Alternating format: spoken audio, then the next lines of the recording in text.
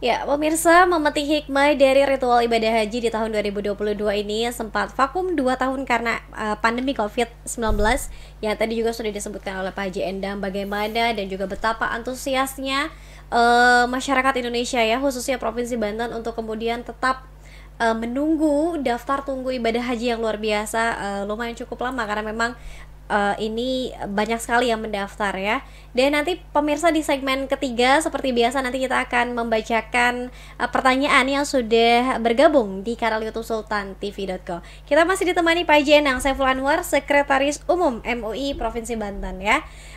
Pak Haji, mungkin ada tidak perbedaan ketika misalnya panggilan dari Allah Subhanahu Wa Taala terkait dengan ibadah umroh dengan ibadah haji? Ini katanya ada juga yang disebut ibadah haji kecil dan haji gede ya Pak Haji ya? Ya, betul, betul. Betul tidak? Betul, betul ya.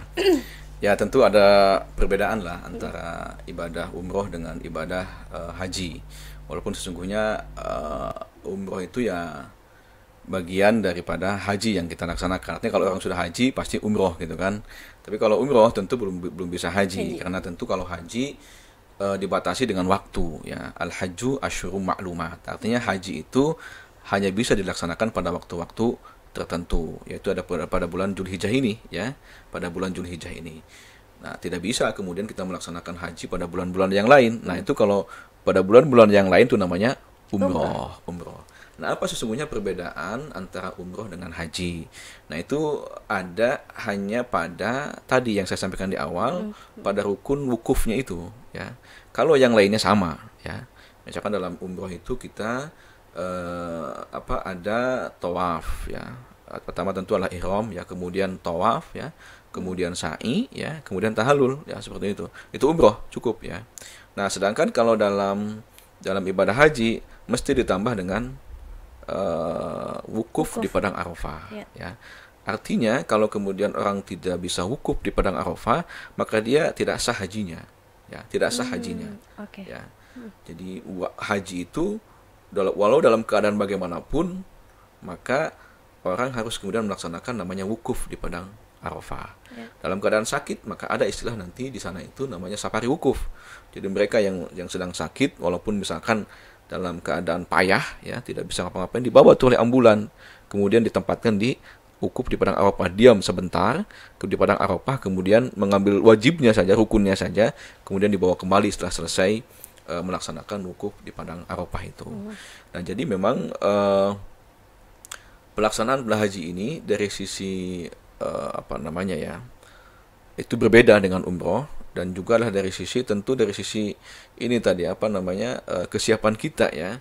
Kalau umroh kan kita sekarang bisa saja kapan saja kita melaksanakan ibadah umroh kan. Mau kapan nih, yang penting kita punya biaya untuk ke sana, bisa berangkat pada saat itu. Nah, tapi ini yang membedakan haji itu salah satunya ini wukuf ini, dan dia waktu yang tertentu hanya 1 tahun sekali ya.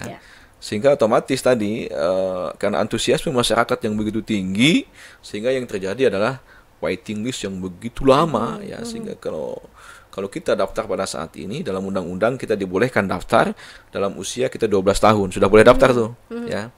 Kalau misalkan 50 tahun lebih, wah tinggal ditambahkan saja. Berarti nanti saya bisa berangkat haji pada usia, kalau 12 tambah 50 udah 72 ya. 62 tahun ya. Allahu alam kan kita apakah sampai pada usia yang seperti itu atau tidak. Tapi tentu kita tidak berhenti di situ, karena sekali lagi bahwa haji ini adalah rahasia Allah dan panggilan Allah Subhanahu wa taala yang kadang kita tidak tahu ya. Bisa saja orang yang punya harta yang banyak tapi dia belum mendapatkan panggilan dari Allah Subhanahu wa taala. Tapi ada juga kemudian yang dia tidak punya niat apa-apa, tidak punya apa-apa, tapi karena sudah panggilan dari Allah Subhanahu wa taala, maka dia bisa berangkat melaksanakan ibadah haji. Nah, kemudian dari sisi tentu kalau jumlah ya, dalam satu titik berkumpul ya, itu yang membedakan ya. Kalau dalam umroh kan tadi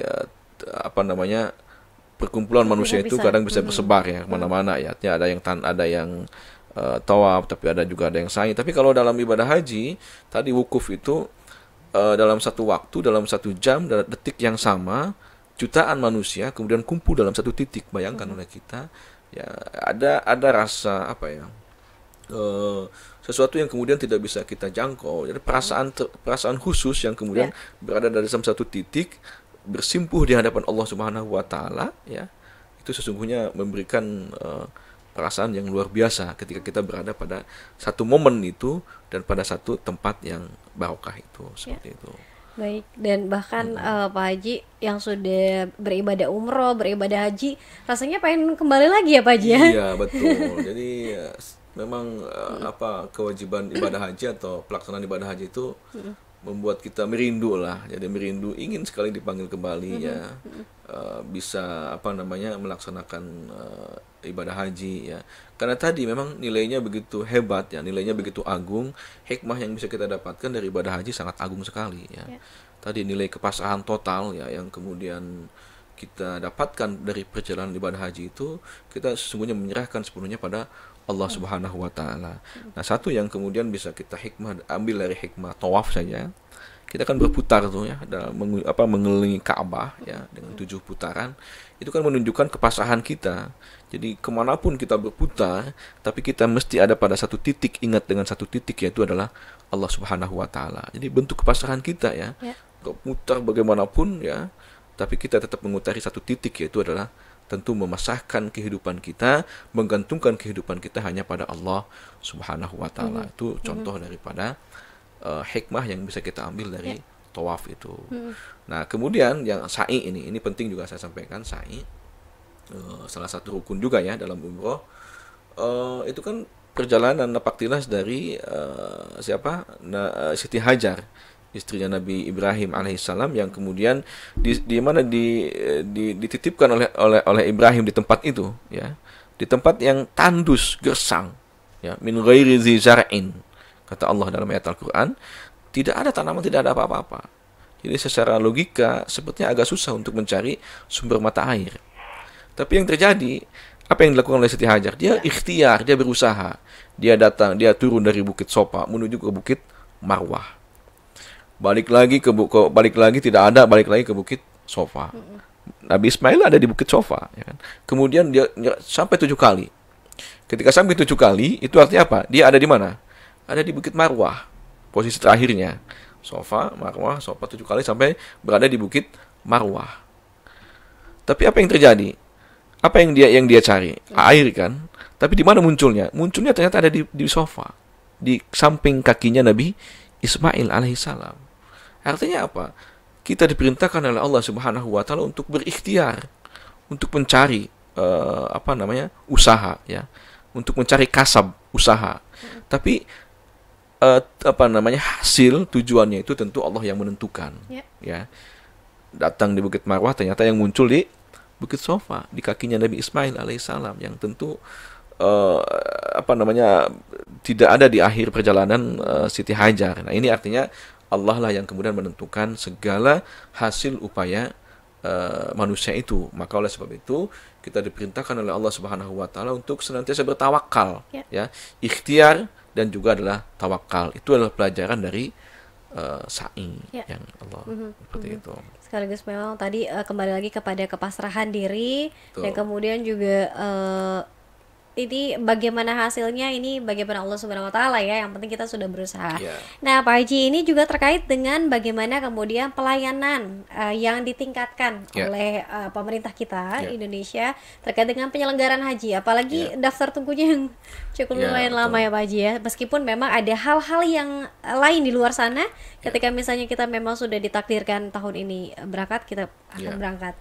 Apa yang dilakukan pemerintah? Ya, jadi sekarang ini pemerintah memang sedang berupaya untuk meningkatkan pelayanan itu. Ya, dari tahun ke tahun memang peningkatan ini senantiasa terjadi ya. Titik mana yang lemah, titik mana yang merasa tidak puas, maka itu kemudian dilakukan upaya peningkatan ya. Dan tiap tahun memang suka ada survei ya, artinya survei kepuasan dari jamaah. Nah, pemerintah saya pikir sudah berupaya semaksimal mungkin, mulai dari penempatan di kloter ya, kemudian juga mulai dari ketika berangkat berada di kalau asrama ya, embarkasi ya, kemudian juga berangkat dari bandara ya. Sekarang sudah mulai agak faster ya, artinya ada layanan faster cepat sekarang ini ya. cepat sehingga tidak banyak menumpuk di satu tempat, tidak ya. Nah, begitupun dengan di Saudinya saat ini, di Saudi beberapa tahun yang lalu sudah digunakan ini sistem ini faster. Jadi pemeriksaan itu sudah ada di sini semua di Indonesia.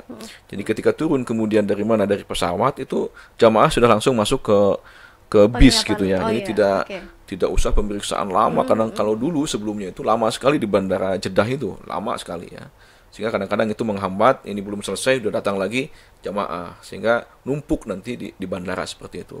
Nah, maka dengan layanan beberapa tahun sebelumnya itu, yang sebelum Covid, itu sudah ada pelayanan faster, cepat gitu ya. Dia datang cepat, berangkat. Nah, kemudian di penempatan pemondokan juga sekarang sudah terjadi peningkatan lah. Artinya pelayanan-pelayanan itu coba untuk bagaimana memberikan kepuasan terhadap jamaah ya.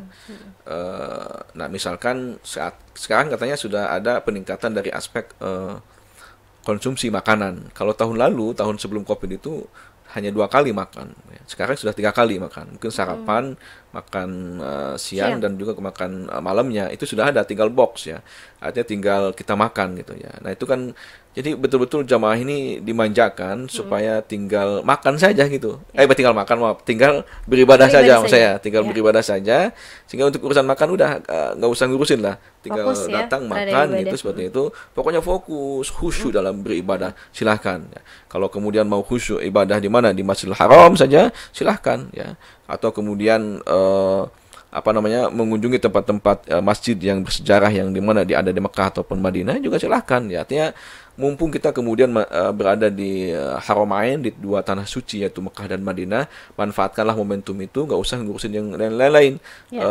Akomodasi kemudian makan juga pemerintah insya Allah sudah menyediakan lah, tinggal kita kemudian menguatkan fisik kita untuk bisa melaksanakan ritual ibadah haji itu. Nah, itu penting nih, terutama saat ini ya. Sekarang sudah jamaah saat ini ya, kita semua tahu bahwa saat ini ada perbedaan dalam penentuan Idul Adha ya.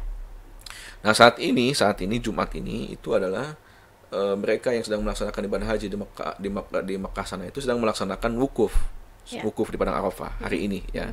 Kita kan ada selisih 4 jam dengan yang di sana, sehingga saat ini mereka sedang mulai wukuf di padang Arafah ya. Nanti menjelang maghrib mereka akan berangkat ke Muzdalifah. Mabit, nanti melakukan mabit di Muzdalifah. Di Muzdalifah itu apa?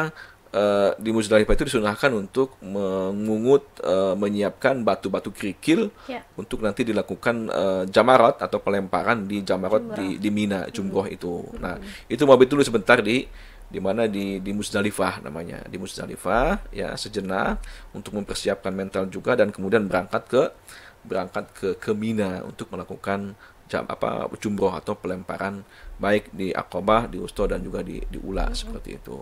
Nah, ini kan tentu membutuhkan pada kesiapan fisik, karena sebenarnya haji itu kan hanya 5 hari sesungguhnya pelaksanaannya ya, hanya 5 hari atau 4 hari lah.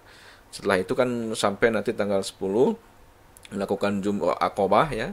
Kemudian di hari sisanya ada yang mengambil istilahnya nafar awal, ada yang juga mengambil nafar tsani. Nafar awal itu hanya 2 hari di mana di Mina-nya, kemudian kembali ke Mekah, tapi ada juga sampai 3 hari di sana ya, kemudian kembali ke Mekah ya, ke Mekah untuk melakukan tawaf ibadah seperti itu.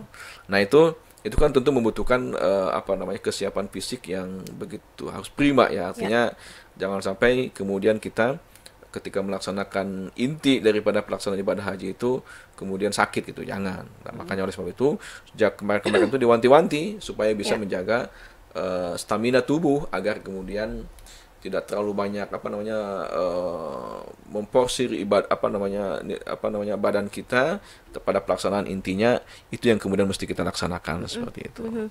Gitu. Baik, dan ini ada cek kesehatan yang luar biasa juga yang dilakukan oleh pemerintah untuk kemudian memastikan kondisi kesehatan para jamaah haji asal Indonesia. Baik, Pak Haji Endang, kita harus rehat kembali. Nanti kita akan lihat beberapa pertanyaan pemirsa yang sudah bergabung. Ini luar biasa sekali nih, banyak pertanyaan yang sudah mampir di kanal YouTube Sultan TV. Nanti kita akan bacakan satu persatu.